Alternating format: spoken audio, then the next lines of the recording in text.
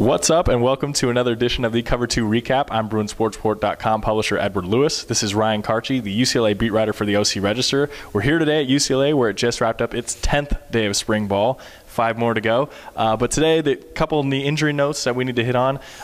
Thomas Duarte left practice early today on crutches. Looked like an ankle injury, but Jim Moore was not made available to us today, so we're not too sure how severe that injury is. Devin Fuller sat out today with, we're presuming is a back injury. I believe that's what it's been called, but he sat out today. John Lopez was not out there today. Colby Seibert was not out there today. Ian Tauber was not out there today. I mean, a lot of guys are missing. So once again, it was a non-pads kind of less contact practice. Fuller was especially the interesting one. He's been pretty limited in most of spring.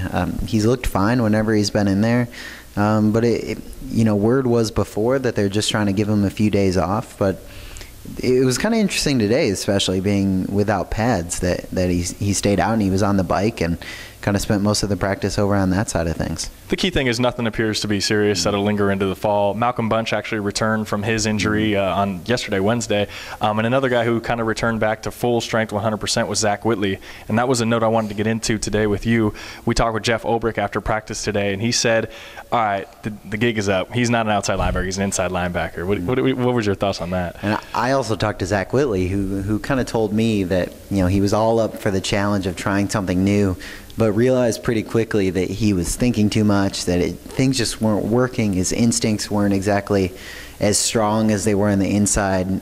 He kind of characterized himself as a downhill guy.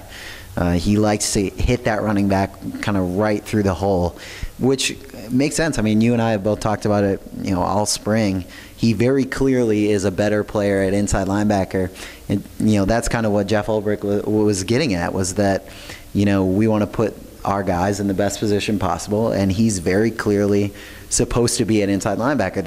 They actually even talked to him about it. He said that he spoke with all the coaches, and he told them straight up, we all know this isn't working. Do you mind if I go back to Mike Backer? And they very quickly agreed. Seems like everyone was kind of on the same page. The key point to it all was Jeff Ulbrich's explanation for it. He said, we moved him to outside linebacker basically because he's one of our best linebackers. And with Savaiinea and Kendricks and Jack, there's only one spot left, and it's at that other outside linebacker spot, with possibly Orgioki there or him there. So they were like, we want the best 11 on the field, and if he's one of the best 11, we have to find a way to get him on the field. And if that's at outside linebacker, that's the way it's going to be. I think it'll be interesting to see in the fall. That's when we'll really start to see if he's going to play quite a bit, because him and Isako Savaiinea are probably, that's probably the only spot that's not shored up at this point, especially with Kenny Orgioki doing quite well the last few practices. So it'll be interesting to see if he supplants Savaiinea, or if they have a competition heading into the fall. Getting into another note was Ashanti Woolard's day today, which was there's no other way to put it, but they're pretty bad. They did about a 7-on-7 drill for about 15-20 minutes in goal line 7-on-7. So it was, very tough to read your progressions, very tough to fit balls into tight windows, and he just struggled there. I think he went probably 10 to 15 throws out completing a pass. Right now, if you were naming a backup quarterback, Jerry Newhouse is probably your guy. Yeah. I agree. I think at this point, Woolard has kind of shown, and obviously, this is a young guy with a lot of room to grow. They feel good about him. But at this point, I don't know that he's shown quite enough development yet to look at him and say, we can trust that guy to step in if Brett Hundley goes down for any reason. I think at this point, you still probably expect him to be that guy in the fall. He does, after all, have an entire summer. But I think Jerry Newhouse has just been better, and there were a few throws, even easy throws today, that Ashanti Woolard was struggling to make. There was one swing pass that he just threw, straight over, I think it was Craig Lee's head. Yeah, almost to the other field. And those are just passes, especially in this offense, that you have to make, no excuses. The last note I wanted to get into was Kennedy Polamalu. We talked to him at length tonight about his running backs, about his fullbacks. One of the cooler notes he had was about Nate Yesse. You could just, it's one of those run-of-the-mill press conferences, and then once we talked about Nate Yesse, his eyes just lit up, and he just could not stop pouring compliments. Said the only time you see guys like that are in the NFL. What else kind of notes did you take from Polamalu? I think it was interesting when we talked to Nate Yesse a while ago, and he kind of compared himself and how he's going to be used to Greg Jones, who was the fullback with the Jaguars when Polamalu was the running backs coach. And I think if they kind of envision him to be that guy, Nate Yesse could have a huge impact. He also touched a little bit on Miles Jack.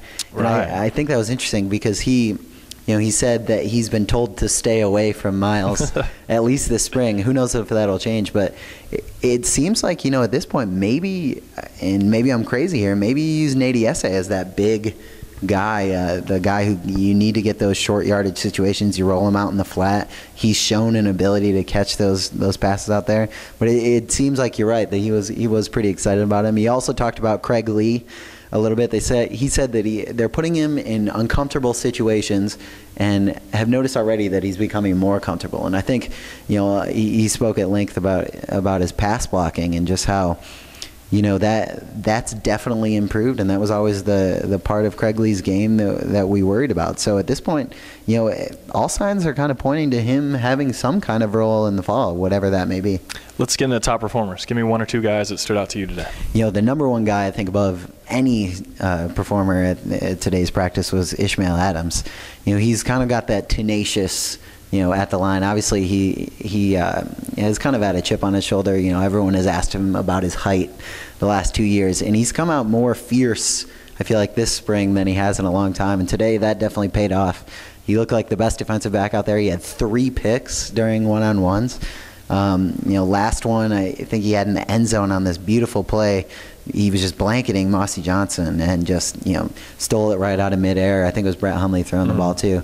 And he just looked great today. My other guy, I thought Stephen Manfro. We talked about the running backs. He keeps kind of showing up. He has showed that he's not going anywhere. And I felt like in the past game, I know we were talking about in the past game, he's kind of shown that he can definitely catch those swing passes. And it seems like maybe this year we'll see a little bit more of that. How about you? My two guys, first and foremost, was Owa Odigizua. I mean, he's had a great camp all spring long, all month long. I think this is the first time we've mentioned him on this recap. Malcolm Bunch, man, could not contain him. I mean, it was just he could run around outside of him if he wanted to, and then he could work this little spin move, Dwight Freeney kind of move to the inside, and Malcolm Bunch just could not handle it. I mean, that guy is such a physical freak and a physical specimen that now that he's 100% healthy and keeps getting healthier, he's going to be pretty special in the next couple months in the fall and stuff. The other guy, the out-of-the-box guy I had today was Tyler Scott, walk-on wide receiver. With Thomas Duarte missing, with Mossy Johnson running with the ones, Tyler Scott got a lot of reps at the number 2 tight end or number 2 Y spot, and Brett Hundley and Ashanti Woolard and Jerry Newhouse and whoever was throwing to him seemed to find him a lot, particularly because it was an end zone drill. I think I had him at like 5 touchdowns today. I mean, he may never play given the depth ahead of him with Duarte and Mossy and all the guys that are coming in the fall, whatever, but this team has a lot of good walk-ons at UCLA. I mean, people, there are some guys without scholarships on this team that could play somewhere pretty big in this country. That'll wrap up our coverage from day 10 of UCLA Spring Ball. You can follow Ryan's UCLA coverage at Ryan_Karchi on Twitter and at OCRegister.com. As always, you can follow me on Twitter at EdwardLewisBSR and at BruinsSportsport.com. Until the next time, thanks for tuning in to the Cover 2 Recap.